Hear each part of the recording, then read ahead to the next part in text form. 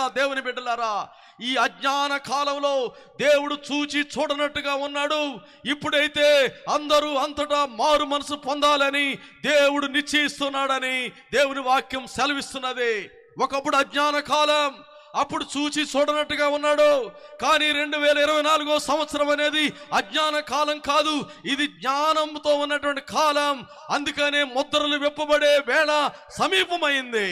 నీవు ఇలాగే కొనసాగుతున్నట్లయితే, ఇలాగే దేవుని నుండి దూరమై లోకాన్ని వెంబడిస్తూ, భూమిని వెంబడిస్తూ, నక్షత్రాల్ని సేవిస్తూ, చంద్ర నమస్కారాలు చేస్తూ, సూర్య నమస్కారాలు చేస్తూ, జంతువులకు పూజలు పునస్కారాలు చేస్తూ, వృక్షాలకి పూజలు పునస్కారాలు చేస్తూ ఉన్నట్లయితే, అందుకే ఈ ఉగ్రత అనేది దేవుని బిడ్డలారా, అది దేవునికి దూరమైంది.